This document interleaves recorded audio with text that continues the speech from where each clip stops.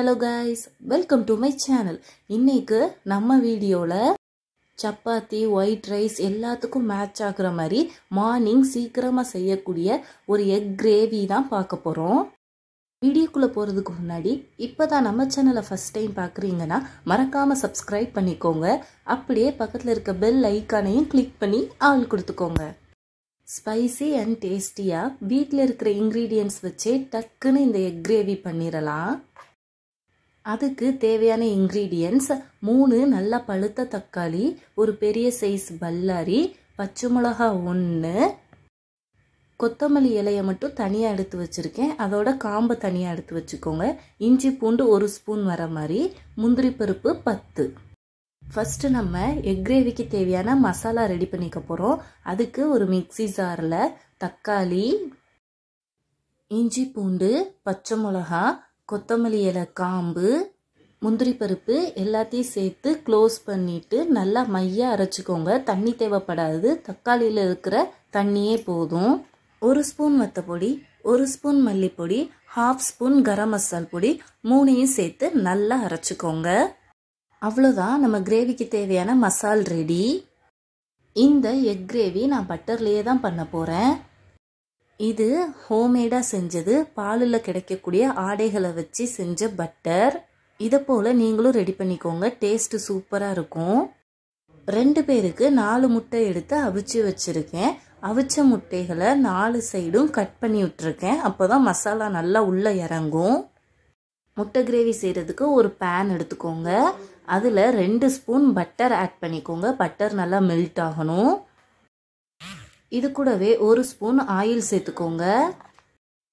எண்ணெய் லைட்டாக சூடானதும் லோ ஃப்ளேமில் வச்சுட்டு அவிச்ச முட்டையை ஆட் பண்ணிக்கோங்க. இப்போது 1/4 டீஸ்பூன் மஞ்சப்பொடி, 1/4 டீஸ்பூன் உப்பு, 1/4 டீஸ்பூன் வத்தப்பொடி எல்லாம் சேர்த்து நல்லா மிக்ஸ் பண்ணிக்கோங்க.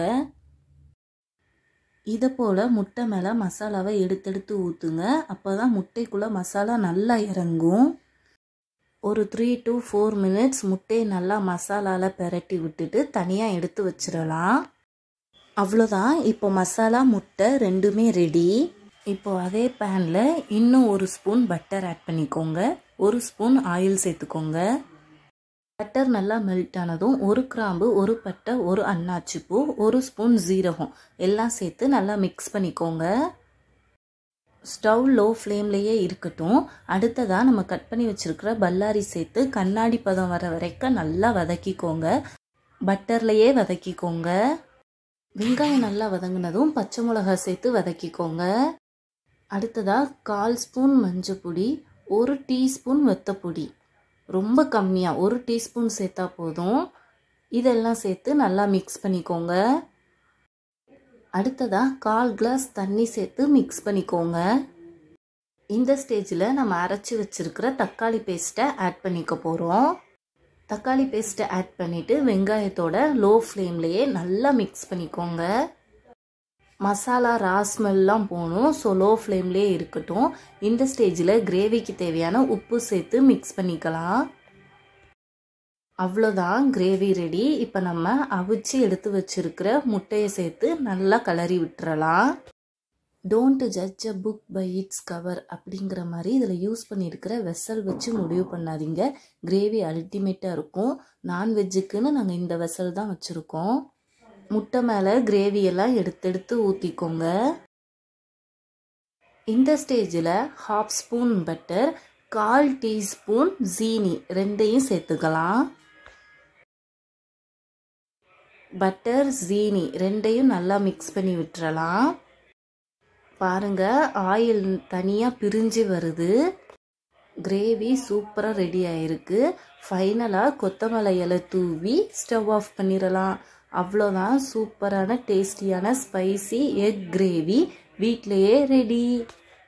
இந்த கிரேவி சப்பாத்தி, ஒயிட் ரைஸ் எல்லாத்துக்கும் அல்டிமேட்டாக இருக்கும். நான் ஒயிட் ரைஸ்க்கு தான் வச்சு சாப்பிட்டேன், சூப்பராக இருக்கும்.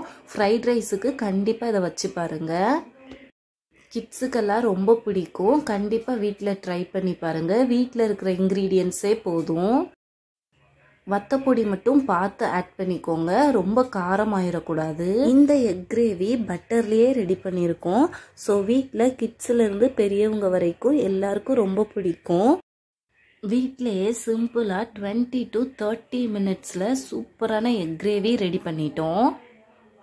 இதை போல் வீடியோஸ் மேலும் மேலும் பார்க்க நம்ம சேனலை மறக்காமல் சப்ஸ்கிரைப் பண்ணிக்கோங்க, லைக் பண்ணுங்கள், ஷேர் பண்ணுங்கள். தேங்க்யூ.